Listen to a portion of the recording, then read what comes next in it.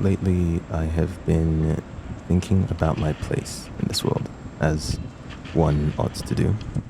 I've been running through memories, good and bad, decisions, loves and losses, and a theme that appears to reoccur is that I tend to end up as a sort of mentor figure in the relationships I form with people. I offer possibilities. I pride myself on that.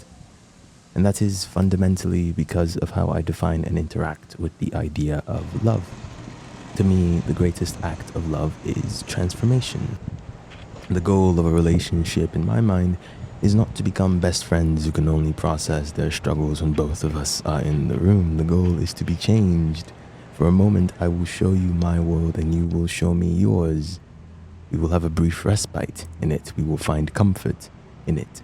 And we will spit out our loose teeth and go back in for another round. And when it gets hard, you will know you can lean on me, and I, you. And that is beautiful and, dare I say, romantic, but it's also finicky. When do people you love, when do the people you love consent to being transformed?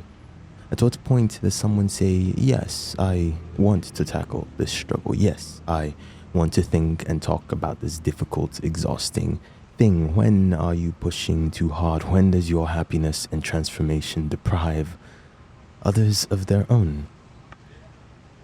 Amongst the many themes present in the Rocky Horror Picture Show is the topic of happiness. This is often masked as pleasure, typically in the sensual sense, in how Frankenfurter interacts with Janet, Brad, and Rocky. Happiness is not afforded the same sanctity that is common in Western media. In the picture show, happiness isn't deified. It isn't limited to certain socially appropriate context. It is sensual. It affords the same complexity as sex. And in some ways, it is oversimplified into being some form of sexual or sensual indulgence. Frankenfurter seeks happiness, the happiness that love could provide, and he seeks it in his creation, Rocky. He's implied to have sought it in Eddie and Columbia, and in the process, he changes these characters. In the time that Brad, Janet, and Dr. Scott spend with Frankenfurter, they are transformed. They are made more vulnerable, more open and comfortable with what they socially could or could not do and who they could or could not be. They become more comfortable with their bodies, their passion, and their expression. However, it is important to note the lack, or rather skewed, presentation of consent. One could argue that Brad, Janet, and Dr. Scott are happier, in the sense that they are now aware of parts of themselves they would have spent their whole lives denying or keeping tucked away for the sake of social norms and rapport. But this realization is not entirely of their own volition. These characters and the context in which they consent to the happiness they find themselves in end up there because they are dragged. They are coerced and pulled in without the possibility of refusal. They do not consent to the happiness that Frankenfurter provides, the same happiness that he himself does not completely believe in. A happiness, a desire whose direction has led to disappointment and loss. Frankenfurter, in the pursuit of the rawness and passion that he wants, does not consider if that pursuit is the same for everyone else. He does not care as to whether the love of the stage and the performance of it all will reach you. And the consequences of this are showcased through the actions of Riff Raff and Magenta. Their happiness comes from going home, but that is stripped from them. They sing and do the time warp and validate Frankenfurter, but the kind of joy that they want to consent to is the joy that comes from going home. And Frankenfurter denies them that, and so he is killed. And that moment torments me. Out of all the possibilities, out of everything and anything that could have happened, this is how it ends. It couldn't even end with love.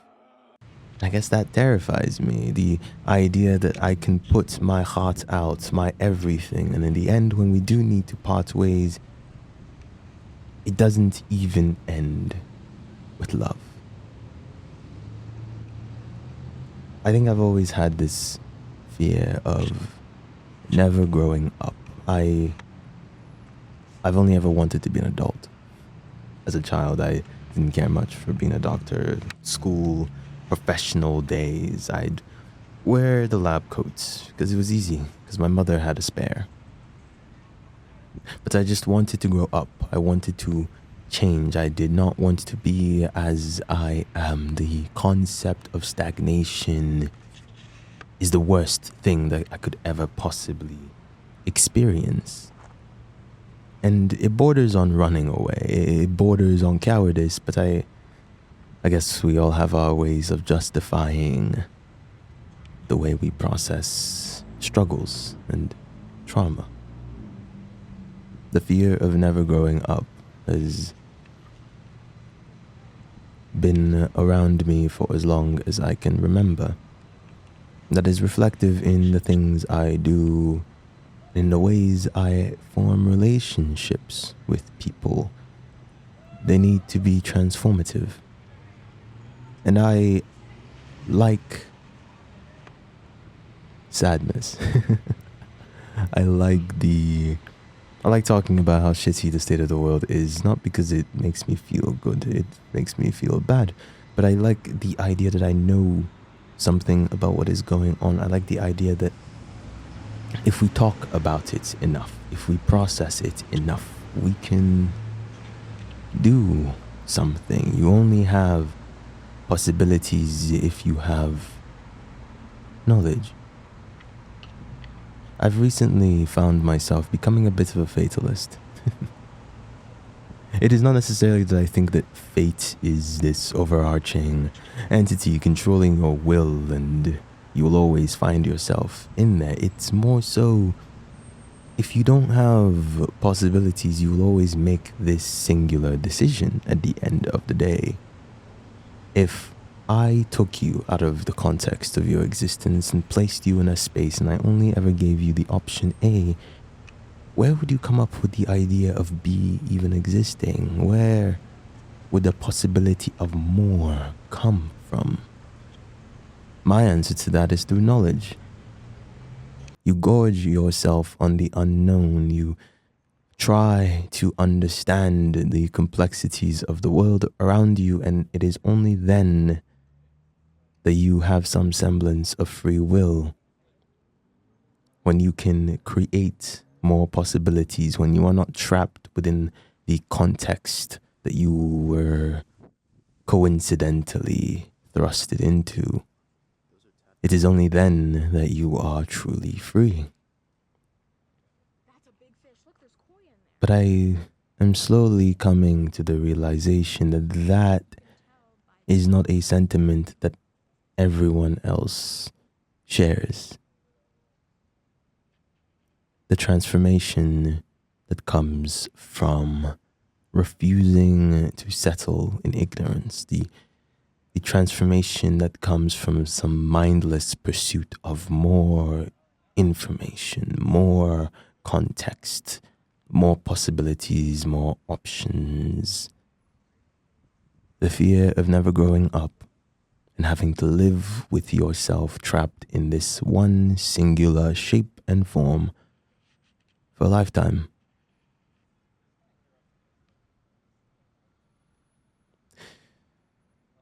In the book All the Living and the Dead by Haley Campbell, death is a transformative experience that we have been cut away from. The horror and fear is real. The instinctive animal brain denial of it is real and to be appreciated and respected. But the transformation, the way it changes us and the weight of our existence is even more valuable. The first dead body you ever see should not be that of a loved one. And I agree. However, something that I'm glad that Haley and the other death workers do not hesitate to point out is that they are not there to force a transformation onto those who do not want it. If you do not want to see your deceased loved one, they will not show you. If you do, they will. And they will support you through the process of separating the grief from the shock. I could say so much about this alone, but in the context of this essay, rant, journal entry, I am at a loss. I am constantly looking for transformative experiences. I am constantly scared. And the only way in which I believe I can contest that fear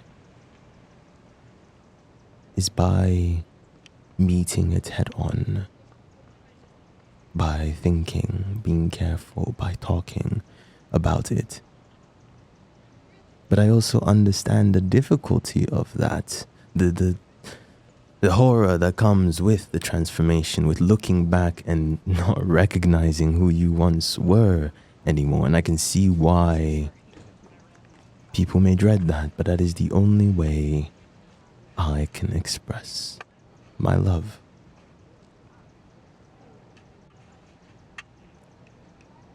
And it scares me too, because this expression of love, it comes from somewhere I can't rationalize.